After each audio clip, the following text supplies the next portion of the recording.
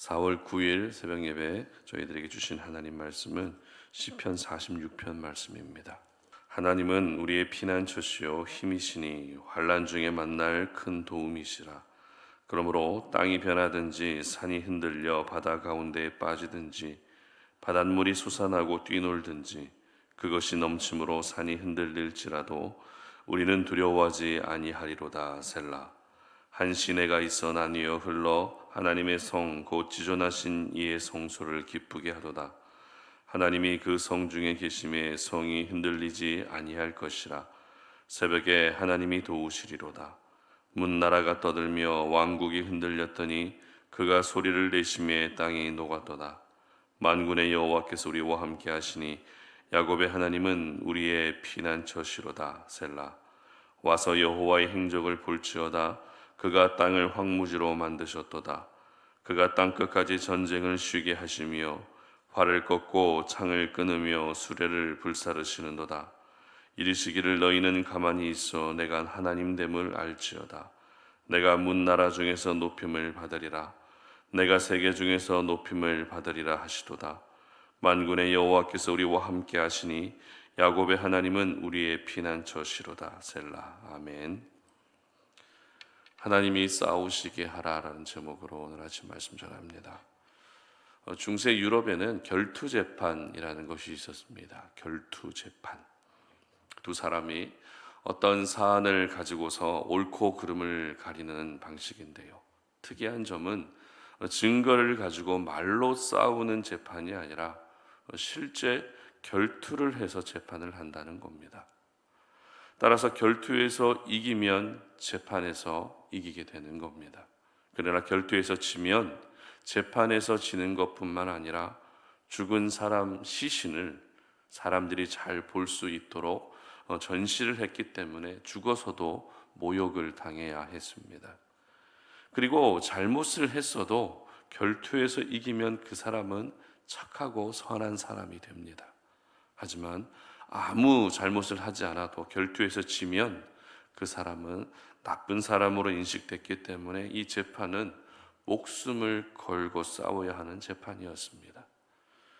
그런데 결투 재판은 오로지 이기는 것이 목적이었기 때문에 당사자가 싸우는 것이 아니라 대신해서 싸워줄 사람을 고용했는데요. 이렇게 고용된 사람을 흑기사라고 불려졌습니다. 오늘날 어떤 벌칙을 수행하는 것처럼 하기 싫고 하기 어려운 일을 대신해 주는 사람을 비유적으로 흑기사라고 이야기를 합니다.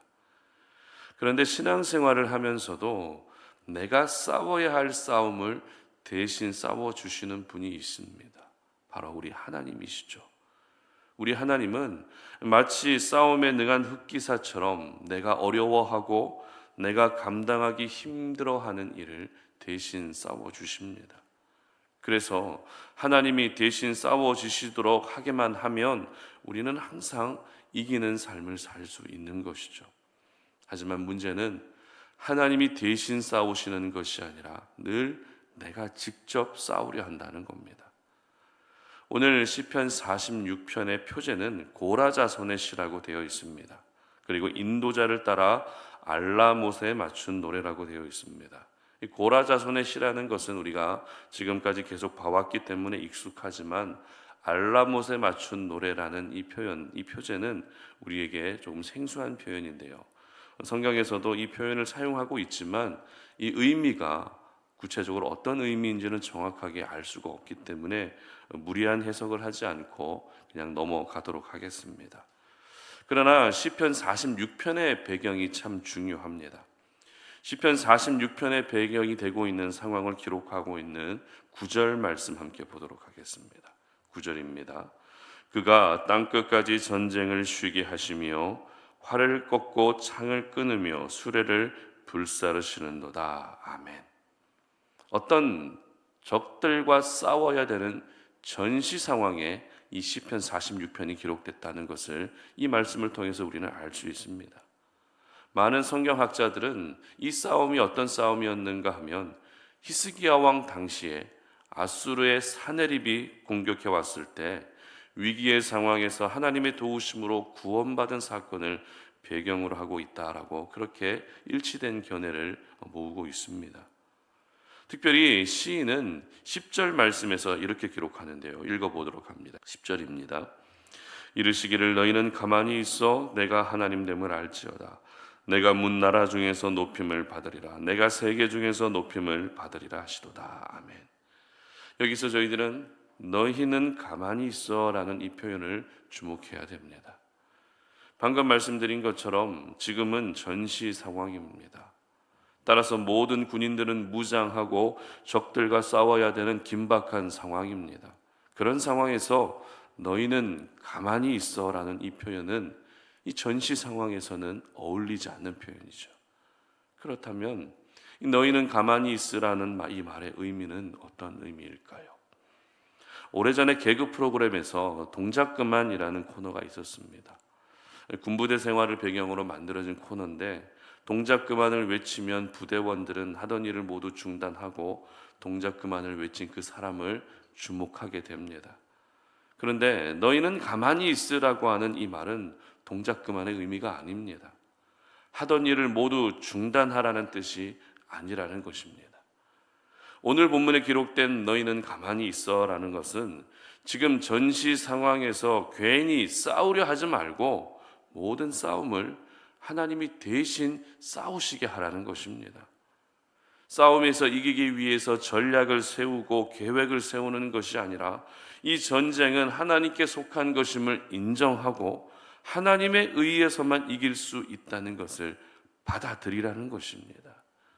그러니까 결국 하나님이 나를 대신해서 싸우시게 하기 위해서는 먼저 어떻게 해야 됩니까? 내가 가만히 있어야 된다는 겁니다. 하나님 앞에서 힘을 빼야 한다는 겁니다. 승리를 위한 전략을 세우는 것은 나중 문제이고 먼저 하나님을 신뢰하고 하나님을 바라볼 수 있어야 한다는 것입니다. 그럴 때 비로소 나를 대신해서 싸워주시는 하나님이 흑기사가 되어주시는 것입니다. 그리고 시인은 시편 46편을 기록하면서 피난처라는 말을 반복적으로 사용하고 있습니다. 1절 보시기 바랍니다. 하나님은 우리의 피난처시요 힘이시니 환난 중에 만날 큰 도움이시라. 아멘. 그리고 11절 말씀도 보시기 바랍니다. 만군의 여호와께서 우리와 함께 하시니 야곱의 하나님은 우리의 피난처시로다. 셀라. 아멘. 시인은 하나님이 피난처가 되어 주신다고 고백합니다. 다시 말해서 하나님이 대신해서 싸워 주실 때 승리의 기쁨을 누릴 수 있을 뿐만 아니라 하나님이 대신 싸워 주시는 그 자체가 바로 내가 모든 위험으로부터 피할 수 있는, 말하자면 피난처가 된다는 것입니다. 우리를 이기게 하시고 안전하게 하시는 분은 바로 우리 하나님입니다. 내가 아무리 잘 싸워도 한두 번은 이길 수 있습니다. 그러나 영원히 이길 수는 없습니다. 항상 이길 수는 없습니다. 내가 아무리 피난처를 잘 만들어 놓는다 할지라도 내가 만든 피난처는 시간이 지나면 무너질 수밖에 없습니다. 그러나 하나님이 대신 싸워주시는 싸움은 영원한 승리가 약속되어 있고 하나님이 대신 싸워주실 때 우리는 가장 안전하고 가장 영원한 피난처에서 확실한 보호를 받으며 살 수 있게 되는 것입니다. 그런데 하나님이 대신 싸워주셔서 싸움에서 이기는 것보다 더 중요한 것이 있습니다. 10절 말씀 다시 보도록 합니다. 이르시기를 너희는 가만히 있어 내가 하나님됨을 알지어다. 내가 문나라 중에서 높임을 받으리라. 내가 세계 중에서 높임을 받으리라 하시도다. 아멘.